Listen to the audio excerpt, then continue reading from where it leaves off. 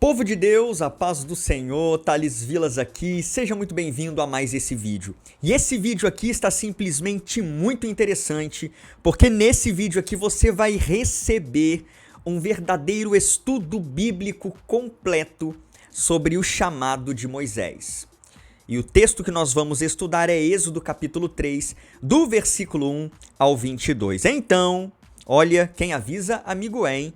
Vai ter conteúdo aqui para te abençoar, e muito conteúdo. Então, se eu estivesse no seu lugar aí do outro lado, recebendo um conteúdo como esse que eu vou passar para você, eu já separava aí um caderno de estudo, uma caneta para fazer anotações, tá? Separa um caderno aí exclusivo para os meus vídeos, para você anotar tudo que eu te ensino aqui, porque este é um canal comprometido com seu crescimento ministerial. Olha só, já deixa seu gostei aí para você me ajudar a fazer esse vídeo chegar para mais pessoas. E também vai aqui abaixo e verifica se você é um inscrito. E caso você não seja, ó, vem fazer parte dessa comunidade de pregadores e pregadoras apaixonados pela palavra de Deus. E assim, sendo um inscrito, você garante que todos os meus vídeos aparecerão para você e recomendados pelo próprio YouTube em primeira mão. Certo? Então, sem mais demoras, bora para a tela do meu computador porque você vai aprender muita coisa boa no vídeo de hoje. Bora lá!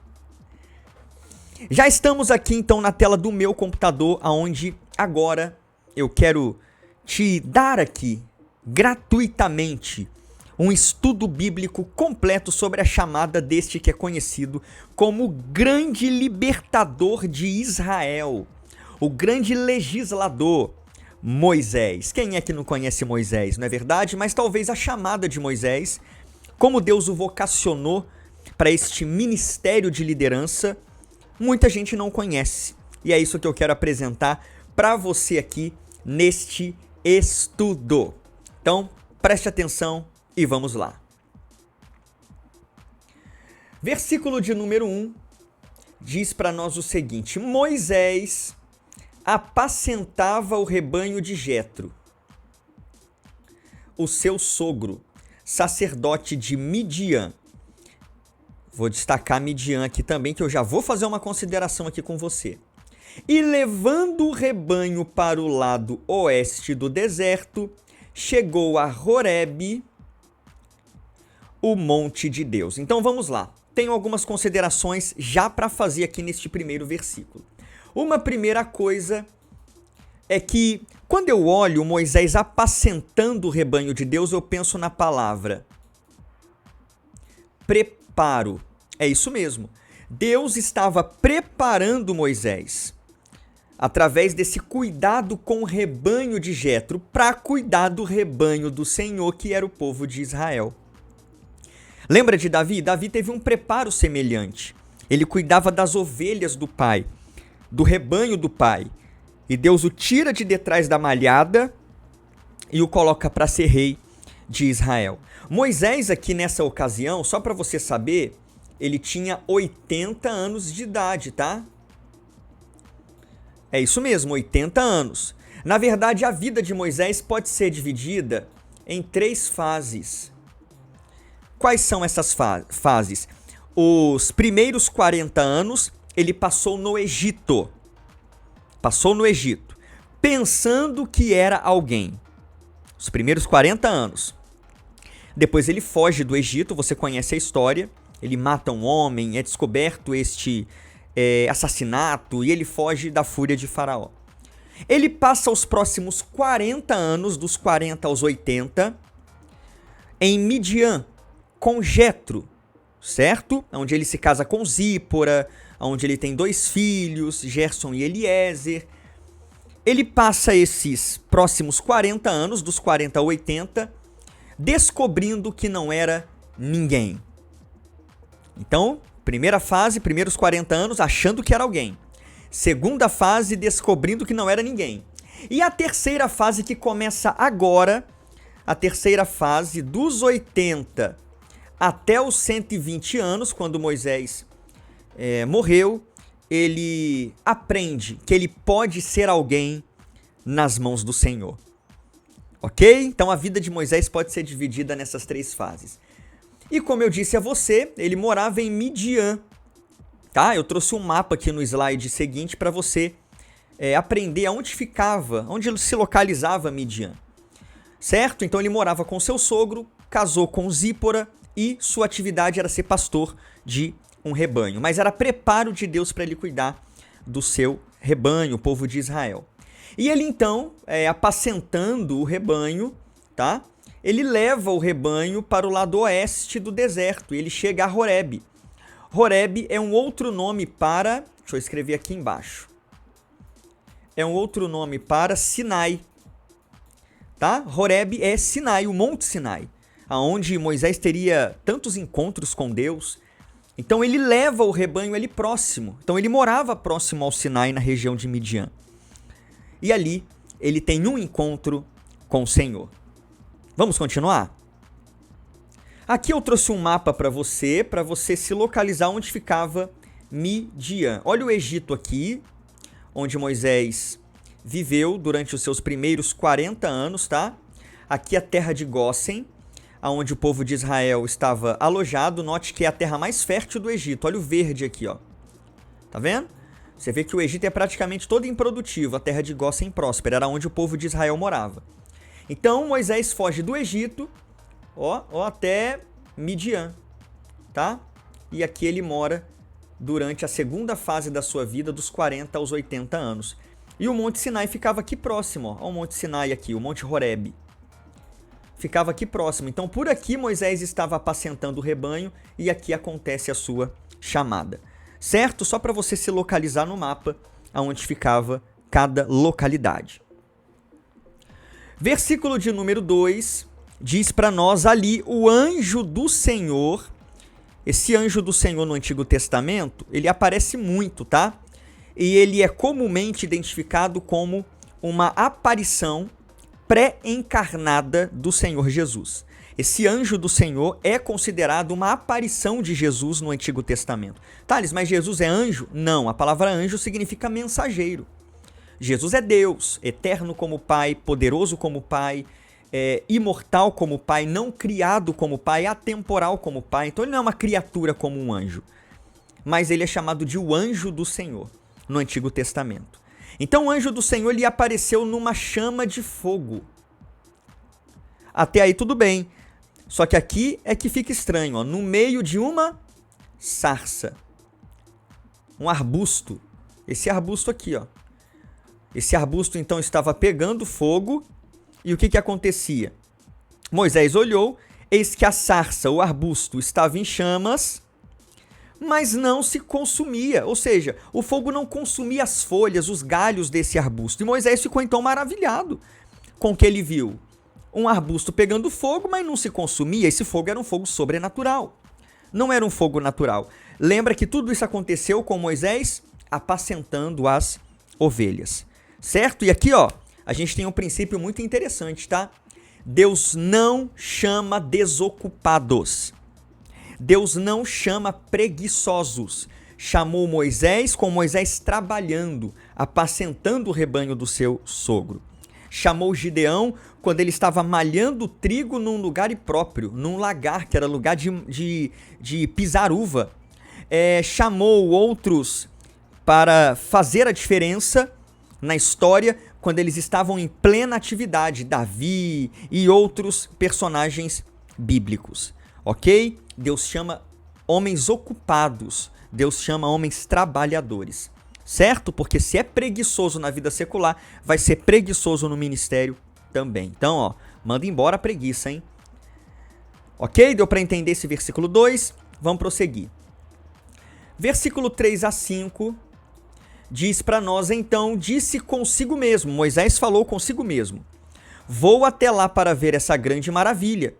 Por que a sarça não se queima? Então isso chamou a atenção de Moisés, mas esse arbusto está pegando fogo, mas não se consome? Eu vou lá para ver isso daí mais de perto. Quando o Senhor viu que ele se aproximava para ver, foi lá ver, de curiosidade. Deus do meio da sarça.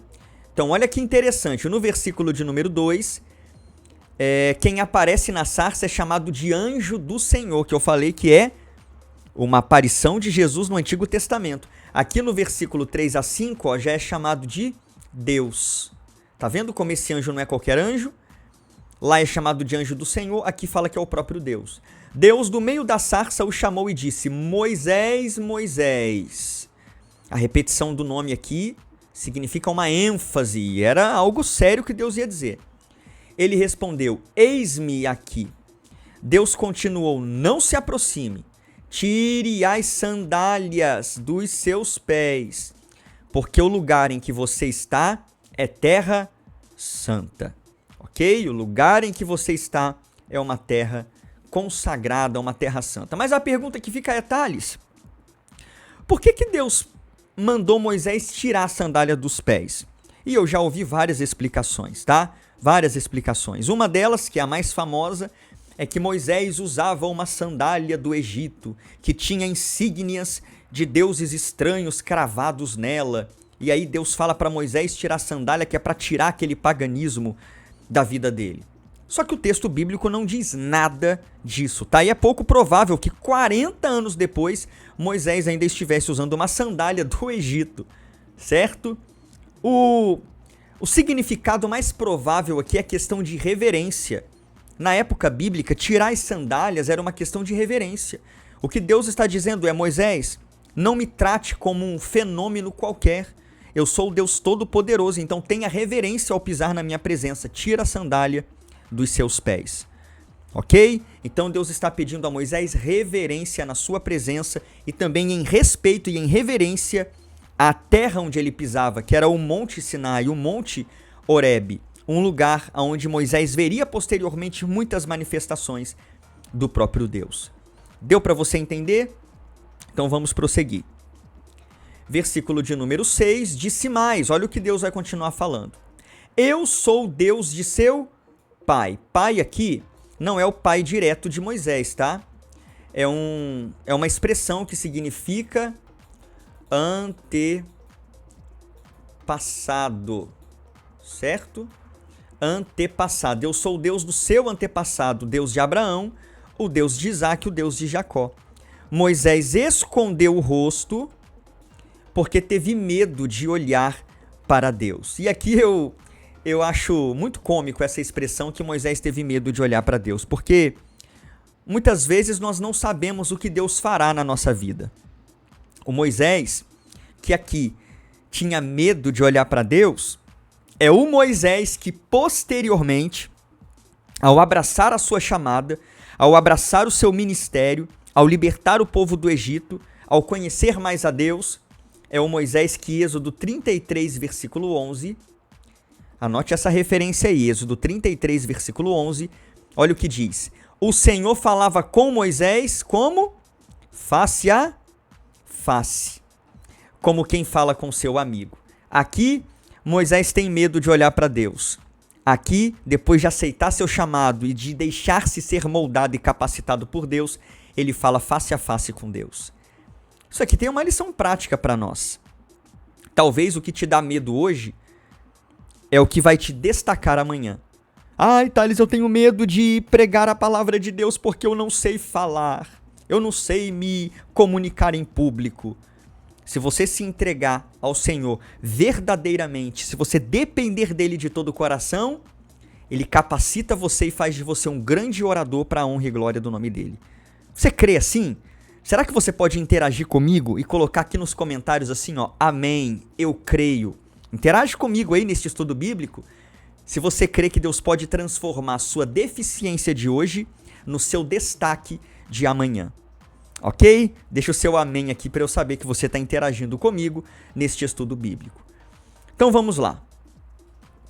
Versículos 7 a 10, estamos avançando aqui no nosso estudo, diz assim, é uma porção maior de texto, ó, acompanha comigo aí. Então o Senhor continuou, certamente vi a aflição do meu povo. Então nós servimos a um Deus que vê, ele não é cego. Ele não tem problema de vista, ele vê a nossa aflição, ele vê a nossa dor, ele sabe o que sentimos e o que passamos no nosso dia a dia. Vi a aflição do meu povo que está no Egito e ouvi o seu clamor. Ele não apenas vê, mas ele também ouve. Olha isso. Ele não apenas te vê, mas ele também te ouve, te escuta. por causa dos seus feitores. Então Deus sabia, tinha conhecimento que o povo estava sendo maltratado, estava sendo colocado em grande sofrimento por causa dos egípcios.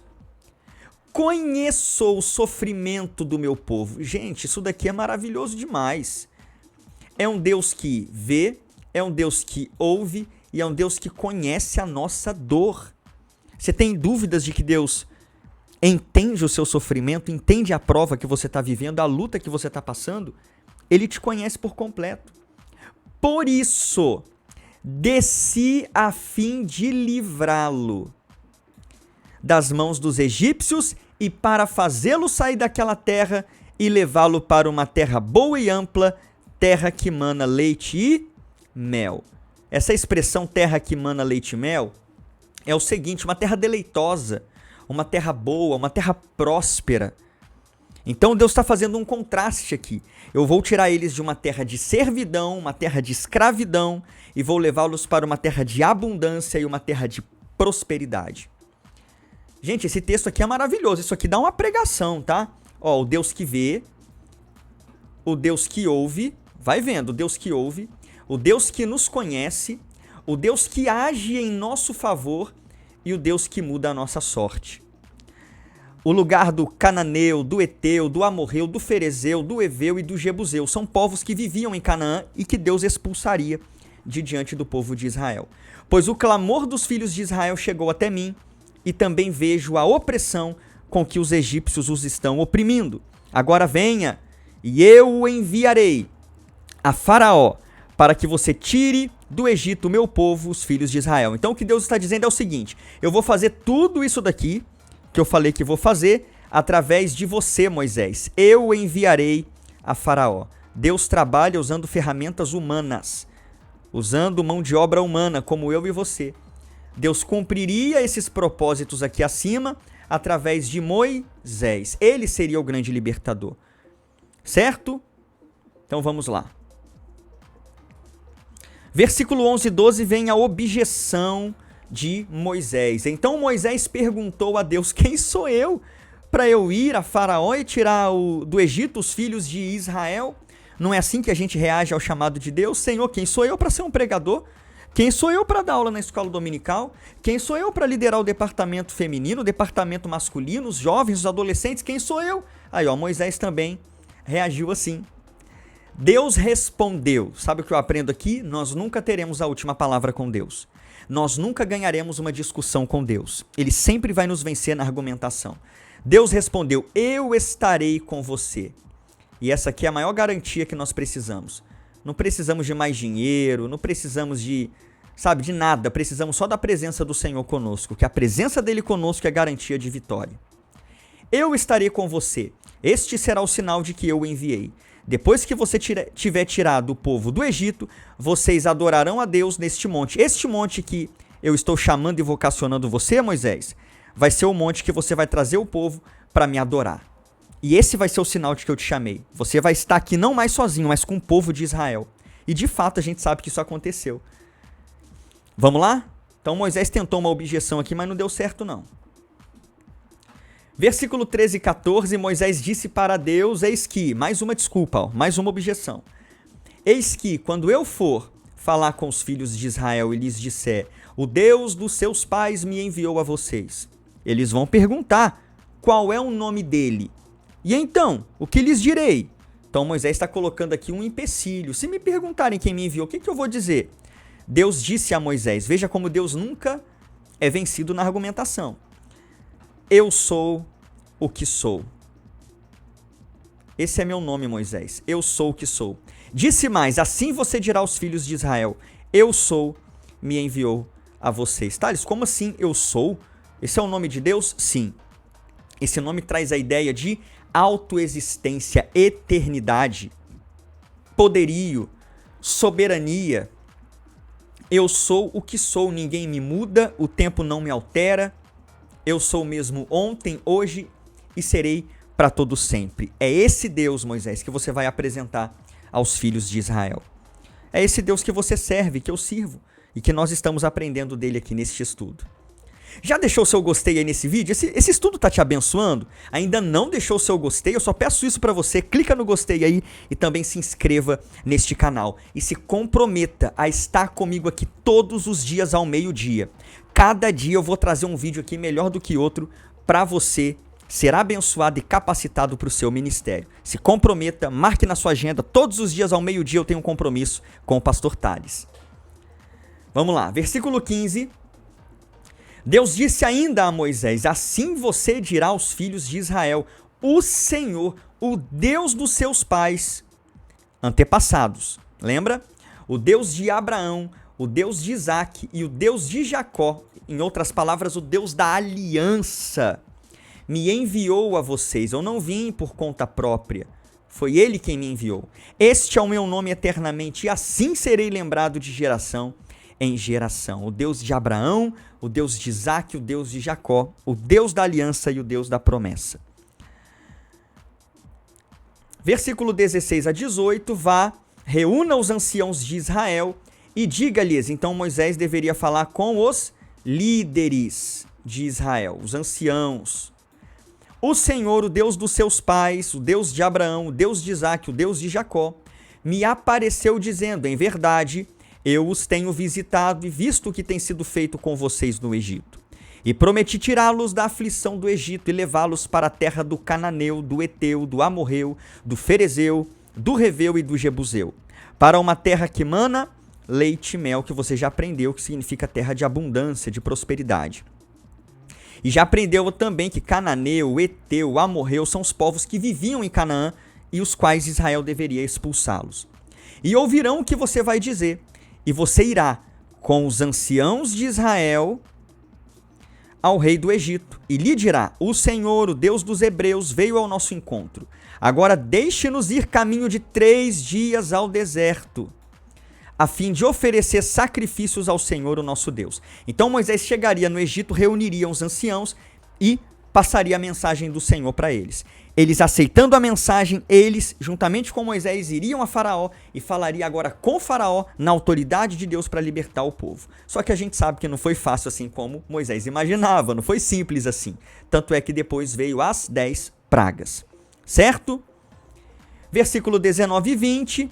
Deus continua dizendo: eu sei, porém. Então Deus, na sua onisciência, sabia que o rei do Egito não aceitaria assim esse comando de Moisés. Eu sei, porém, que o rei do Egito não os deixará ir. Ele não vai libertar vocês de primeira, se não for obrigado por mão forte. E que mão forte é essa? As 10 pragas, a mão forte de Deus se manifestando no Egito. Portanto, estenderei a mão e ferirei o Egito com todos os meus prodígios, as pragas, que farei no meio dele. Depois disso, o rei os deixará ir. E nós sabemos que só depois da 10ª praga, que é a morte dos primogênitos, o rei permitiu. Certo? Tá dando para você entender? Qualquer dúvida, vai deixando aqui nos comentários, tá? Versículo 21 e 22, eu farei com que este povo encontre favor diante dos egípcios. E quando vocês saírem, vocês não sairão de mãos vazias.